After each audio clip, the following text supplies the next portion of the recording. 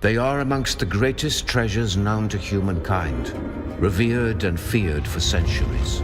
But many of them have a dark history, their creators possessed of madness and misery, their finders and holders struck by illness, death and misfortune. Dare you discover the secrets of these cursed treasures?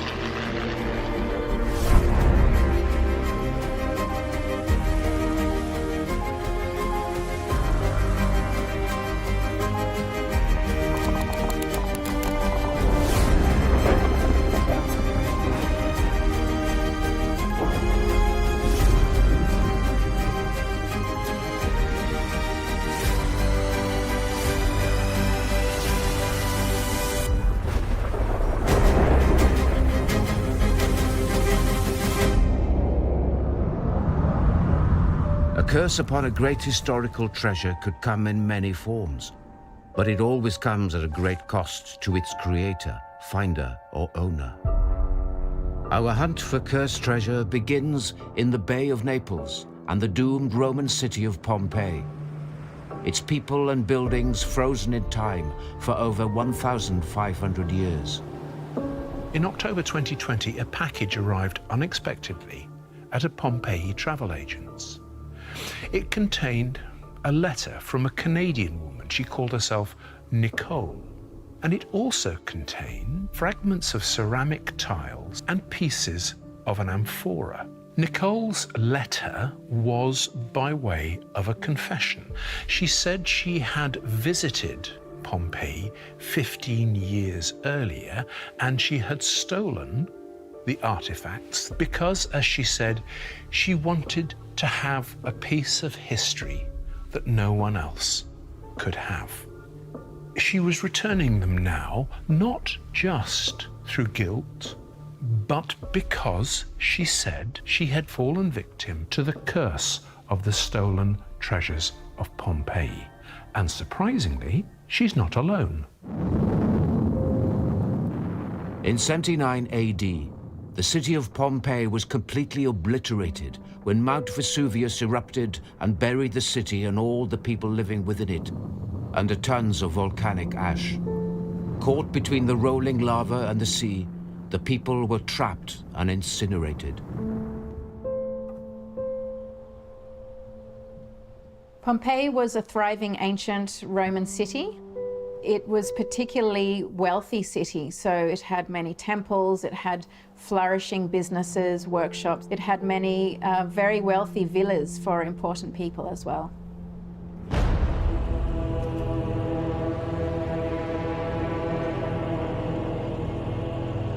Pompeii wasn't rediscovered until 1748. When excavations started, what was found was an almost complete record of life in the city just at the moment when the volcano's eruption hit. There were skeletons, the remains of bodies burnt to a crisp, but preserved by the ash. Today, Pompeii is such a significant place because it was this one single point in history that we can go back and see the city almost exactly as it was on that very day that it was buried. So the human remains that were found, of which there were about 1,150, we see them in their moment of death. We see the expression on their face. We see a mother cradling her child. We see a dog lying in the street. So it really brings to life the daily lives of the people that were in Pompeii. Legend has it that Mount Vesuvius erupted not because it was an active volcano, but because of something more sinister. According to the curse of Pompeii, the people suffered this catastrophic volcano and tragedy due to their diminishing morality and their hostility towards their gods. So it was believed that due to this, the gods rained down their wrath upon the city through the eruption of Mount Vesuvius. And some of these are the people with their hands upturned. They were believed to have been praying to the gods to save them. Today, Pompeii isn't just of interest to archaeologists. It's a World Heritage Site and tourist attraction that millions visit from around the globe each year. But even though it's protected and conserved, It's really an open-air museum, and that means that tourists from all over the world can come and walk around the streets of Pompeii. They can walk into the shops, they can walk into the houses, but it makes conservation very difficult because people can take things and they can damage things along the way. It's only in recent years that the true scale of tourists taking souvenirs has come to light. They take parts of Pompeii home with them, and this has caused a lot of problems for them in the years after. Over the years, more and more of these items have been sent back into the Ministry of Culture with letters, very detailed letters describing bad luck and misfortune and accidents and injuries and loss of money that have occurred since the time that they took a certain item from Pompeii. They think it's the curse of Pompeii that's causing this bad luck. One of the stories which kind of grew the idea that there was a curse attached to Pompeii is a woman called Nicole from Canada, who was said to have taken various pieces from the site and suffered very bad luck. Please take them back, they bring bad luck. I took a piece of history captured in a time with so much negative energy attached to it. People died in such a horrible way.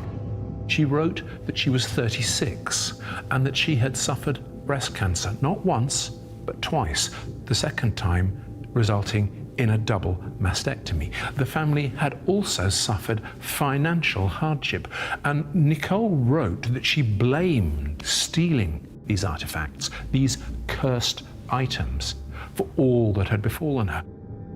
She kind of begs, we are good people, and I don't want to pass this curse onto my family, my children, or myself anymore. Please forgive my careless act that I did years ago. And she states she wanted forgiveness from God. Nicole included 2 small mosaic tiles, an item of pottery, and a small fragment of ceramics.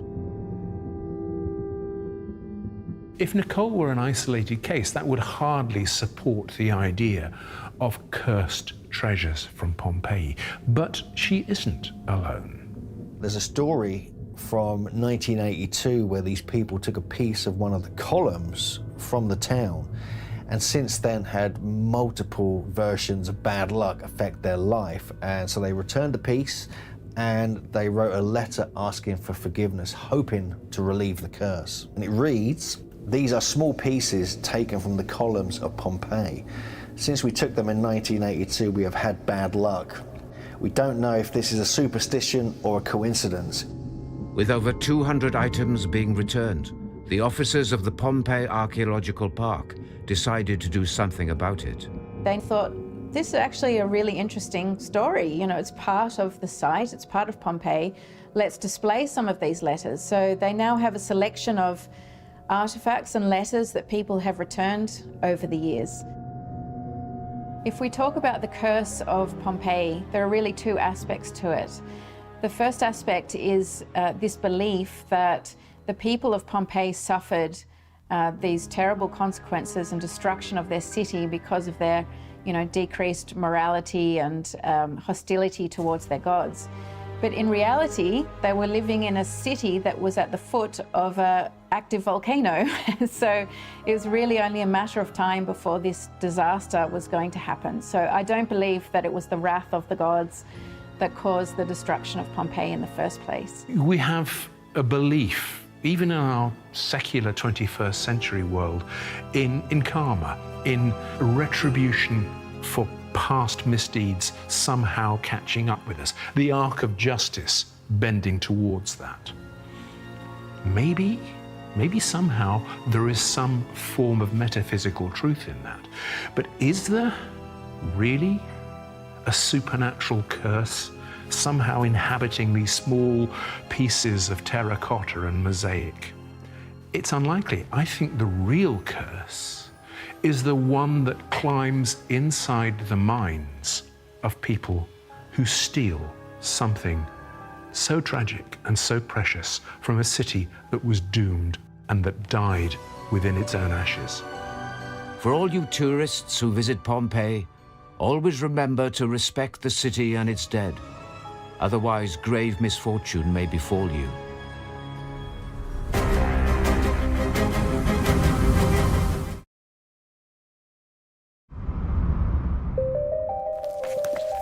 We travel next to Germany, where an incredible trove of precious artworks, thought to have been destroyed and lost forever, were discovered hidden in an inconspicuous flat, guarded by a solitary old man. The Gurlitt collection, sometimes called the Gurlitt Hoard, is a collection of astonishingly valuable works of art, assembled by one of Hitler's official art dealers, and which included numerous artworks stolen from Jews by the Nazis. The roll call of artists whose works are included in this is absolutely extraordinary. It's Gauguin, it's Degas, it's Manet, it's Monet. In total, it's worth well over $100 million. But this vast and incredibly valuable collection has brought very little happiness. In 2010, German customs officers became suspicious when 77-year-old Cornelius Gurlitt was crossing the border from Switzerland to Germany with a large sum of cash in his possession. Customs officials on the Swiss-German border had become alert to the fact that plenty of older members of German society were quite habitually using Swiss bank accounts and transferring money in cash across the border. Cornelius Gurlitt was discovered one day in a search carrying an envelope of 9,000 euros, and he was then put under investigation for tax evasion. After several months of surveillance on Cornelius Gurlitt's flat, there was a high security dawn raid which resulted in this astonishing find of a flat stuffed full of artworks and a deeply bewildered, rather sad old man sitting at the heart of it. In total, the Gurlitt collection consists of some 1,600 works. It was inherited by Cornelius Gurlitt from his father, Hildebrand, who was deeply implicated in the laundering of looted art by the Nazis after 1937. Hildebrand Gurlitt was the father of Cornelius Gurlitt and was a very outgoing, ambitious individual and had been a very successful art director. He lost his position as a curator in the city of Hamburg at the start of the Nazi regime. He was one quarter Jewish. He had a Jewish grandmother, and under the Nazi racial laws, he was unable to retain that position.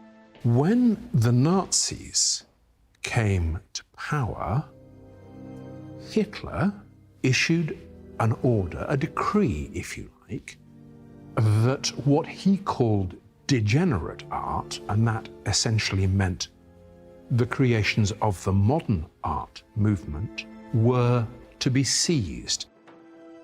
In total, 16,000 works of art. Hitler's regime appointed 4 men, gave them the right to sell this work abroad. Hildebrand Gurlitt was one of them. We have to regard him as a very conscious profiteur from the very shady business of effectively laundering confiscated and stolen so-called degenerate artworks. He was able to acquire works that were officially deaccessioned from German museums. Some of these made their way into his private collection. He also was buying works of art in Paris during the German occupation. And some pieces came from even more tragic and sinister circumstances. The Nazis' anti-Semitic persecution meant many Jews were forced to sell their valuables to pay taxes or buy visas that would allow them to escape from almost certain death. Hildebrand preyed on these Jewish families. He said, well, I'm doing them a favor, I'm helping them raise the money they need. In fact, he was getting this artwork at rock bottom prices. He drove the prices down. Essentially, that amounted to theft. He profited from the misery and the desperation of those who needed to offload valuable works of art just to survive. But all this ill-gotten gain brought neither joy nor happiness to the Gurlitt family. Hildebrand was killed in a car crash, and then his wife died in the 1960s, and the collection passed to their son, Cornelius. But he too seems to have lived something of a cursed life. When discovered in 2012, the German authorities tried to keep the find a secret for over a year. But when the story was blown up by a whistleblower, it caused huge controversy. There was a thinking, perhaps, on the part of the authorities that they could determine the nature of this collection and answer some of the more difficult questions about the work's ownership histories. The negative impact of waiting to reveal this is that there were heirs who were the rightful owners of some of the works of art within this collection who were quite elderly, and waiting to reveal this information potentially withheld from them the opportunity to recover these works. The Culture Ministry then set up a task force, including international experts. Research has shown that 14 works in total were definitely looted from known owners. These have all been returned. Now, the problem is that there are still about 600 or 700 works where the provenance is not entirely clear, meaning that we don't know exactly how these works might have changed hands during the Nazi period, which makes them highly problematic. And even more problematic are the ownership laws in Europe. After a certain amount of time, whether or not the works were acquired in good faith to begin with, the present owner does acquire some property rights. So in terms of the rightful owners, this is an ethical question because the legal ramifications really left a lot of uncertainty.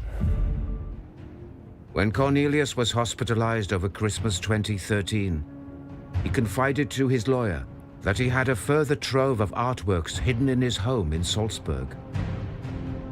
He was even more secretive about this collection, and this was apparently to do with his discomfort over the condition of the house there, which was hugely dilapidated.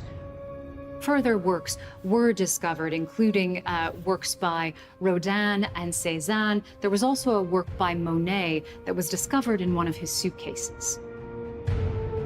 His life exposed to the world, Cornelius Gurlitt finally succumbed to the huge pressure he had been living under for years. For Cornelius Gurlitt, this collection had become an enormous burden, not only having to keep it in secrecy under these layers of paranoia, which he evidently suffered from, but also that he was simply incapable of looking after them properly. He died in hospital in May 2014, having on his deathbed rewritten his will to leave his entire estate to the Kunstmuseum in Bern in Switzerland. This was an astonishing piece of news, but also came with a huge responsibility. Ultimately, the Kunstmuseum in Bern, Switzerland is trying to do the right thing. So where there is evidence that a piece might have been looted by the Nazis, they will return it to the families of the victims. Who knows what lost artwork and artifacts may be hiding behind closed doors and in locked attics? Treasures with a dark history collected by those with a dark heart.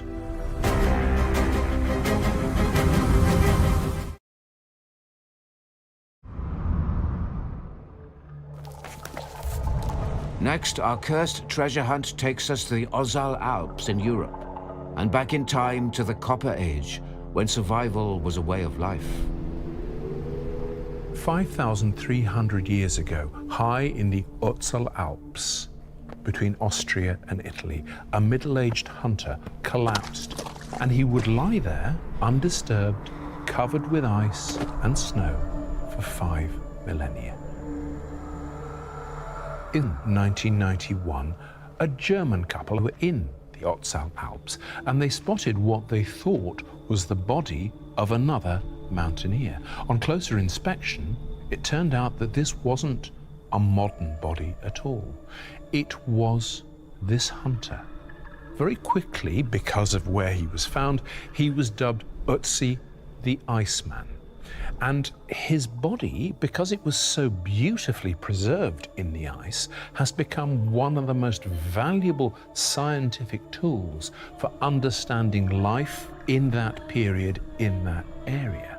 But because of what befell those, or at least some of those, who came into contact with Ötzi, his body has become, in popular belief and myth, the repository of a curse, the curse of Ötzi the Iceman. The behind parts of the head were lying, and the back was lying up to be seen out of the ice layer.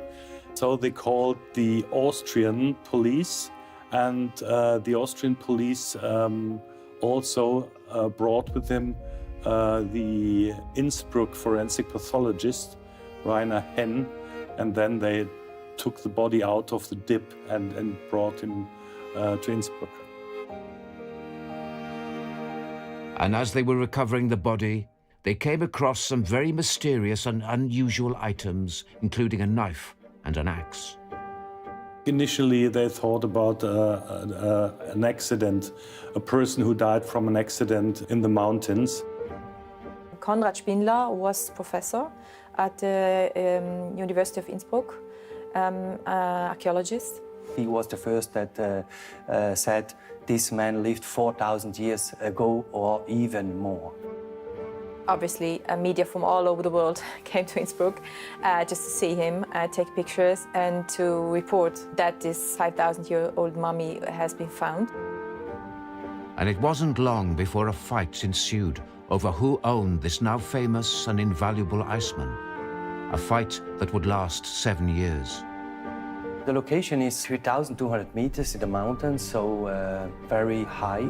They had to recheck the border between Italy and Austria, and they found out that the Iceman lay for about 92 meters on Italian territory.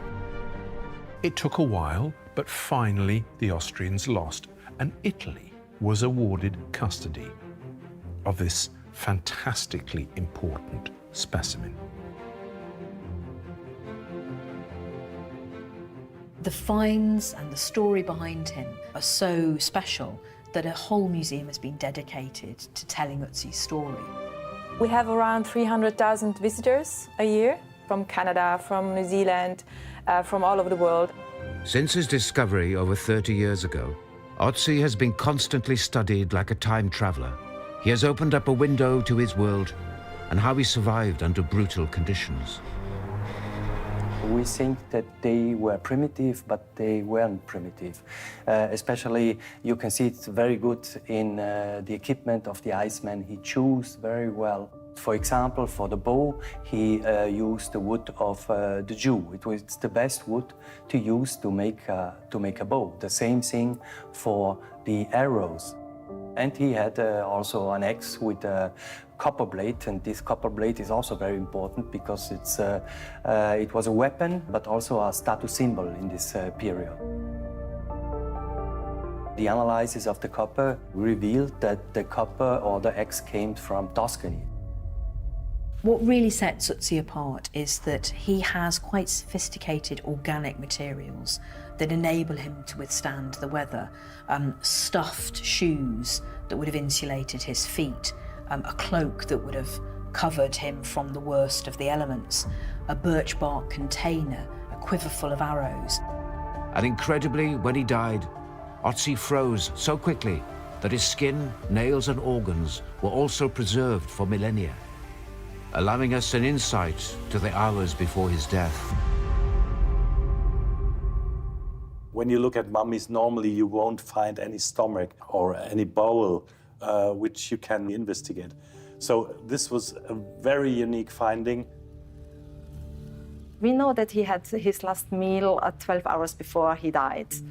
He ate a mixture of einkorn, meat and vegetables. Researchers found that the meat was a mixture of deer and ibex, and the particularity is that it was a high amount of fat. That means that Ötzi was aware about the nutritional benefits of a fatty meal, what he for sure needed because he was used to walking long distances. He has also got some sloe berries in his pack-up, if you like. And to us, those are quite bitter fruits, but of course they're very high in vitamin C. And so this again might be trail food, effectively. Ötzi had, I think, 62 different tattoos, which are from a kind of coal brought under the skin. But they are on special points which we know from acupuncture to have special effects on several internal organs or joints. We can match the evidence for things like osteoarthritis in the body with little tattoo marks on his flesh around the pinch points of things like the ankles, areas where he was obviously experiencing pain. But how did Ötzi actually die? For years, this was not understood. Until a CT scan a decade after this discovery led to a dark explanation. Ötzi is the world's first known murder victim. Initially, they believed that Ötzi died from freezing to death. There were also hypotheses he died from a hunting accident. In 2001, it was possible to find an arrowhead in his left shoulder, and now we know that he was killed. This arrow damaged the arteria subclavia. And this is a really big artery, and when this artery is hurt, you don't have too much time until you die from bleeding. He was shot from behind. His killer didn't directly confront with the Iceman because probably he was a good warrior, a good fighter, and that's why they killed him from behind.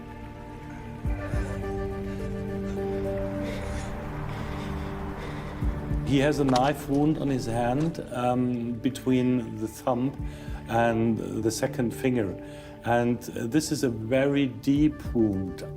It goes up to the bone. In the forensic pathologist's view, this is an active defense injury because we see it when somebody is attacked with a knife, for example, and he tries to grab the knife to defend himself. We know that he was involved in some battle because he has this injury on his right hand that happens 36 or 45 hours before his death. We have some hints that suggest that he had heavy head injury. We know, for example, that his right cheek has a different color and indicates that it's a localized bleeding or a hematoma. We have to assume that he was kind of caught up in an altercation where it looks like he gave back kind of as good as he got. Maybe the Iceman itself was the bad guy. We don't know it. But did Ötzi's violent death ignite a curse? Since his body emerged from the ice, many of those who have worked with him have met untimely ends, starting with the German tourist Helmut Simon, who discovered him. He died in a freak accident on the mountainside. And that is the first of the deaths. Within an hour of Helmut's funeral, Dieter Warnecke, the man in charge of the mountain rescue team who had been sent to recover him, died suddenly of a heart attack. And shortly after, another death in the recovery team, Kurt Fritz, who led them to Ötzi, was killed in a freak accident. It was an avalanche, and he was an experienced mountaineer. How had he died in an avalanche, and how was he the only one of the party to be killed? With the deaths stacking up, the idea of the curse was growing. A few months after Fritz's passing, the only man to be granted access to film Ötzi's corpse, Rainer Herzl, died suddenly of a brain tumor. He was just 47 years old. And also Rainer Henn, the forensic pathologist, died from a traffic accident. He was one of the first people to handle Otzi's mummified corpse.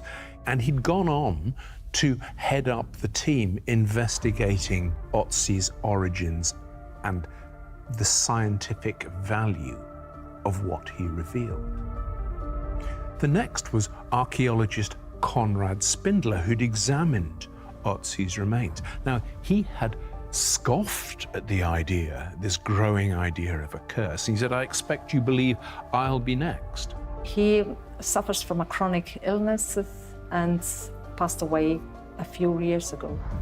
And finally, there was Dr. Tom Loy. He carried out DNA analysis on Otzi and was in the process of finishing a book about Otzi when he too died suddenly. But could there be another explanation for all these deaths? A few of the people died that studied the mummy, but you have to think that in the last 30 years, a few hundred scientists studied the mummy, and they are all still alive. I feel very well. I'm here since 20 years. Ultimately, what Otzi the Iceman is and remains is probably the most valuable scientific window into life in that part of the world in that time, 5,300 years ago. He's an invaluable scientific resource, but he's not the repository of some supernatural curse. Ask yourself this, all those who come to view the Iceman. Would you be happy for your own pained death to become a spectacle, or would you cast a curse upon those who dare to disturb your peace?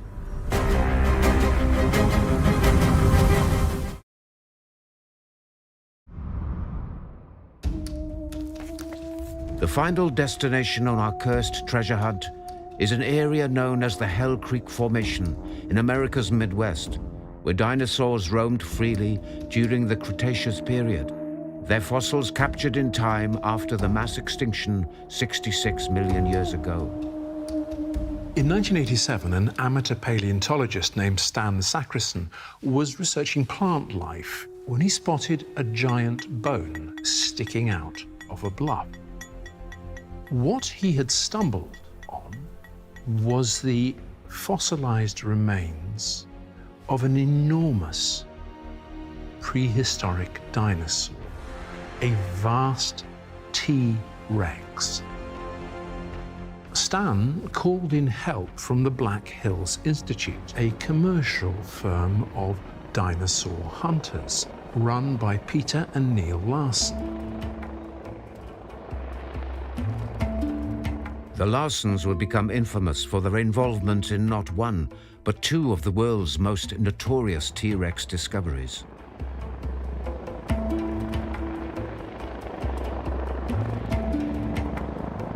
The T-Rex was named Stan in honor of Stan Sacrison. Stan was put on display in the Black Hills Institute, and it was an instant success.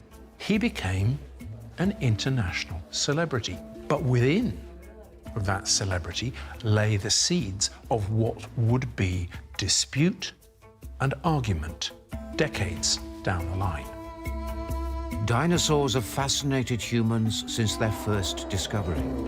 And the most terrifying and captivating of all was the ferocious Tyrannosaurus Rex. T-Rex is, for many people, the biggest, baddest, most formidable predator to ever walk the earth. This incredible, gigantic, meat-eating machine. It's a real poster boy or poster girl for paleontology especially, where you have casts or real specimens dotted around the globe. And for children especially, it really gets them inspired to see something with these gigantic teeth, something so big, and knowing that it walked the earth 68 to 66 million years ago. Stan was discovered near a small town called Buffalo. And it was found in rocks that we call the Hell Creek Formation. That's just a name for these rocks that were formed during the very latest Cretaceous period, about 66 to 67 million years ago. Stan Sacrison, the paleontologist, worked with Pete Larson at the Black Hills Institute. He was part of Pete Larson's crew, and then he found some bones, some fragments of bones, and then he was able to trace those and see that they were coming from a bigger specimen, maybe even a skeleton. Pete Larson and his crew went back to the site and excavated those bones a few years later. As the excavated bones were assembled, the importance of the discovery soon became apparent to Peter Larson and the broader paleontology community. We're talking about something that was the size of a city bus, about 40 feet or 13 meters long, something that would have stood about 4 meters or 12, 13 feet tall at the hips. This was a nearly full-grown adult T-Rex, a big, brutish, monstrous dinosaur. This is what we think of when we think of T-Rex. Stan is easily one of the best T-Rex skeletons ever found. Because of the exceptionally preserved skull of Stan, it's provided paleontologists so much information about the bite forces of T-Rex and how powerful the bite would have been. We're able to work out how big the muscles would have been, how large the gape of the mouth would have been, and the fact that having these gigantic bone-crushing teeth coupled with this powerful bite, it meant that anything that T-Rex was biting would have been obliterated almost in seconds. It would have been crunching through bone and swallowing bones as well. With Stan drawing global attention from both scientists and dinosaur friends, the Black Hills Institute built on his popularity, devising extremely successful commercial plans around their prized possession. For decades, Peter and Neil Larson, who were exhibiting Stan in the Black Hills Institute, were the rock stars of the dinosaur hunting world. Their excavations and their discoveries had been genuinely groundbreaking and had brought them both celebrity and fame. The Institute was commercial. It wanted and did make money out of Stan. It allowed casts to be taken of Stan's extraordinarily well-preserved bones, and those casts would enable resin replicas to be made of bits of his skeleton. And just as an indication of how commercially minded, the Institute sold these resin casts to other museums and institutes at the tune of $100,000 each. And it also started an extraordinary Rent a T-Rex program in which casts of Stan were rented out at a cost of $20,000 a time. But with huge success and money came the curse of greed. There was a row over ownership of the Black Hills Institute and who should profit the most from its extraordinary valuable collection and proceeds. The case went to court and dragged on, and eventually it was settled, and it was settled with an agreement that Peter Larson would hang on to the Institute and its 100,000 specimens, all incredibly valuable, and Neil Larson would be given, in compensation, the vast skeleton of Stan the T-Rex. At the time, that was valued at around $5 million, so no small change. Stan would have to be sold at auction. Could this rare and treasured fossil be lost to science forever? In 2021, Stan was put up for auction. And this was something that concerned a lot of paleontologists like me, because we really feared that it would disappear into some oligarch's mansion, never to be seen again. And when Neil Larson finally put Stan up for sale, both the price tag and the ownership left people confounded.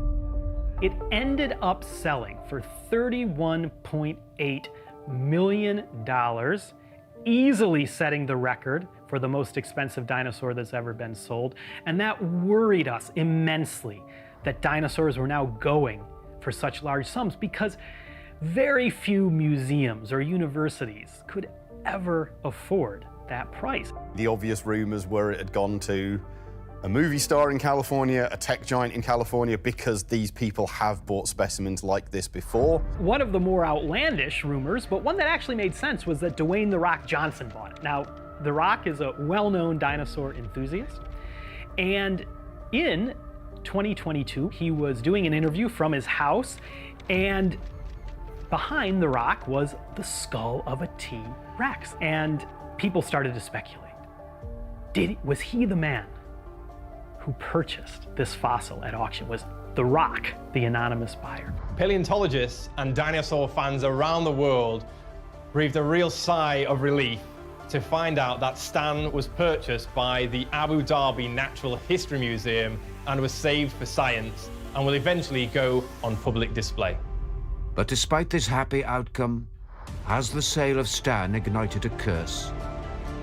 Stan might become a curse, because by fetching $31.8 million at an auction, that now sets a price tag for future dinosaur fossils. From a scientific point of view, selling Stan was bad for us because it meant more people were selling more dinosaurs and putting them up for auction and skewing the market and making people thinking about the value of these things commercially and not the value of them scientifically. And there is one final sting in this T-Rex tale. In 2022, Shen, another T-Rex, was put up for auction and expected to reach $25 million. But controversy soon exploded. Larson publicly and angrily complained that Shen was being passed off as a legitimate dinosaur, when in fact it was, to a large degree, a copy, almost a clone, of Stan. The auction was aborted and Shen was not put up for sale. But behind this last sorry part of the tale is the reality of Stan's own popularity. He had been such an important find. His skeleton and his bones were so well preserved that the casts which had been taken from him could be used, could be inserted into other dinosaurs almost at will. In that sense, he carried within himself the seeds of his own reputational and financial destruction. And perhaps that is the real curse of Stan the T-Rex. Stan is one of the most recognized and the most photographed dinosaurs in the world. And if you've ever seen a T-Rex in a museum, there's a decent chance that it is a copy of the skeleton of Stan. There's something like 60 casts of this dinosaur that are in various places. They fanned out around the globe. Dinosaur bones may be big business, but they would seem to bring nothing but trouble to their finders, as Peter Larson would surely testify. We wish him better luck with his next discovery.